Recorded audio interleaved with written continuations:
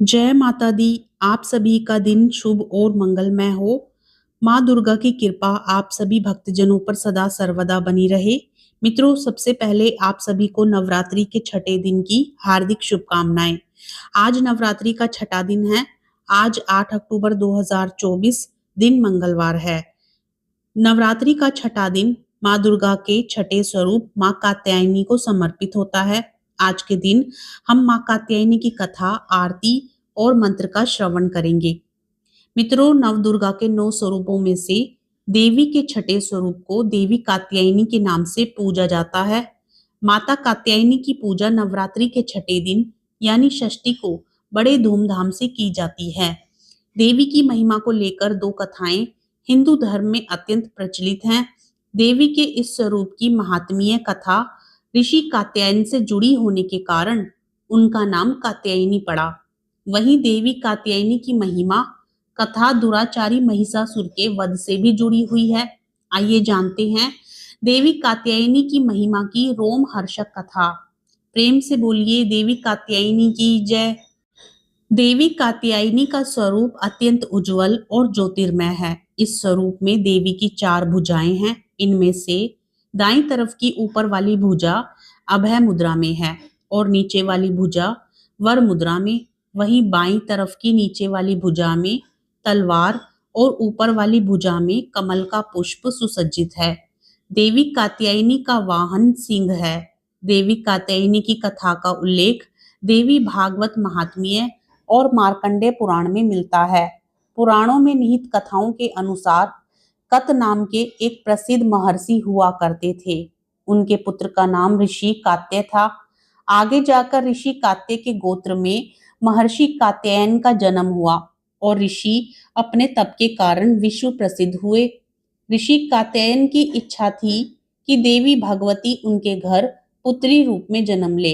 इसलिए उन्होंने कई वर्षों तक देवी भगवती की कठोर तपस्या की। मान्यता है कि ऋषि कात्यायन की ऐसी एक निष्ठ तपस्या से प्रसन्न होकर देवी भगवती ने तब उनकी इच्छा का मान रखते हुए उनके घर पर जन्म लिया। ऋषि कात्यायन की पुत्री होने के कारण ही देवी भगवती देवी कात्यायनी कहलाई। महर्षि कात्यायन ने बड़े प्रेम से देवी कात्यायनी का पालन पोषण किया था। कुछ समय पश्चात पृथ्वी पर दुराचारी महिषासुर का उपद्रव सारी सीमाएं लांघ रहा था। महिषासुर को ये वरदान मिला हुआ था कि कोई भी पुरुष कभी उसे पराजित या उसका अंत नहीं कर पाएगा। इसलिए उसे किसी का डर नहीं था और देखते ही देखते उसने देवलोक पर भी अपना कब्जा कर लिया था। तब भगवान विष्णु, प्रजापति ब्रह्मा और देवादिदेव महादेव ने उसका विनाश करने के लिए अपने अपने तेज से मिलित एक देवी को उत्पन्न किया। मान्यता है कि महर्षि कात्यायन ने इस देवी की सर्वप्रथम विधिवत पूजा की थी। इसलिए देवी को कात्यायनी के नाम से जाना गया।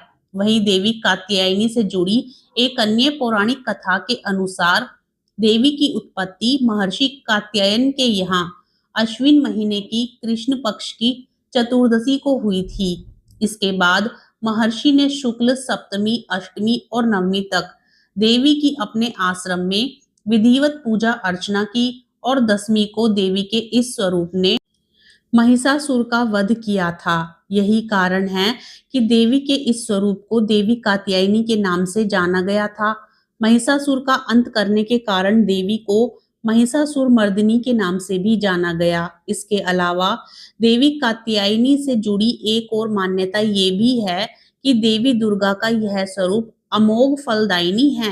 ब्रज की गोपियों ने करुणा अवतार श्री कृष्ण को अपने पति के रूप में पाने के लिए कालिंदी यमुना के किनारे देवी कात्यायनी की ही आराधना की थी। इसी कारण वर्तमान में भी देवी कात्यायनी समस्त ब्रजमंडल की अधिष्ठात्री देवी के रूप में प्रतिष्ठित हैं। स्कंद पुराण में देवी कात्यायनी के बारे में ये उल्लेख भी मिलता है कि उनकी उत्पत्ति परमेश्वर के सांसारिक क्रोध से हुई थी। नवरात्रि के छठे दिन देवी दुर्गा के इस स्वरूप की पूजा का काफी महत्व है। ऐसी मान्यता है कि देवी कात्यायनी की पूजा में लाल और सफेद रंग के कपड़े पहनना बहुत शुभ होता है। मान्यता तो ये भी है कि माँ कात्यायनी के चरणों में अपना सब कुछ समर्पित करते हुए उनकी आराधना करने वाले भक्तों को उनके दर्शन प्राप्त हो जाते हैं। देवी के इस स्वरूप के पूजन से भक्तों में एक अद्भुत शक्ति का संचार होता है। देवी कात्यायनी का ध्यान गोधूली बेला में किया जाना चाहिए। देवी कात्यायनी की आराधना में इस मंत्र का जाप करना चाहिए। ओम देवी कात्यायनीय नमः, अर्थात ओमकार के जैसे निर्विकार स्वरूप वाली देवी कात्यायनी की कृपा व शुभ दृष्टि हम पर बनी रहे। हम उन्हें बारंबार नमस्कार करते हैं। ऐसी मान्यता है कि देवी कात्यायनी को शहद अत्यंत प्रिय है, इसलिए नवरात्रि के छठे दिन देवी कात्यायनी की पूजा में शहद या शहद से बनी चीजों का भोग लगाना चाहिए। देवी कात्यायनी के विधिवत पूजन के पश्चात महादेव जी की भी पूजा करने की मान्यता है।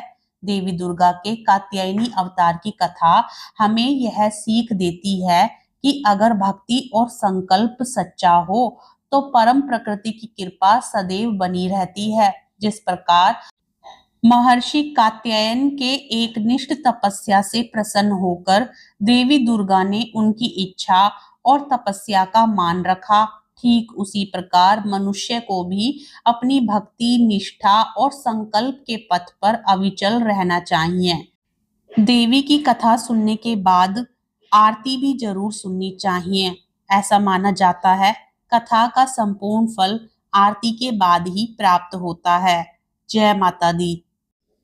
जय जय अम्बे कात्यायनी माता, जय जगत माता जग की महारानी। बैजनाथ इस स्थान तुम्हारा, वहाँ वरदाती नाम पुकारा। कई नाम है कई धाम है, यह स्थान भी तो सुख धाम है। हर मंदिर में जोत तुम्हारी, कहीं योगेश्वरी महिमा न्यारी। हर जगह उत्सव होते रहते, हर मंदिर में भगत है कहते। कात्यायनी रक्षक काया की, ग्रंथि काटे मोह माया की। झूठे मोह से छुड़ाने वाली, अपना नाम जपाने वाली। बृहस्पतिवार को पूजा करिए, ध्यान कात्यायनी का धरिए। हर संकट को दूर करेगी, भंडारे भरपूर करेगी। जो भी माँ को चमन पुकारे, कात्यायनी सब कष्ट निवारे। जय माता दी। आज का वीडियो पसंद आए तो प्लीज लाइक जरूर करें और यदि आप चैनल पर नए हैं तो चैनल को सब्सक्राइब भी जरूर करें।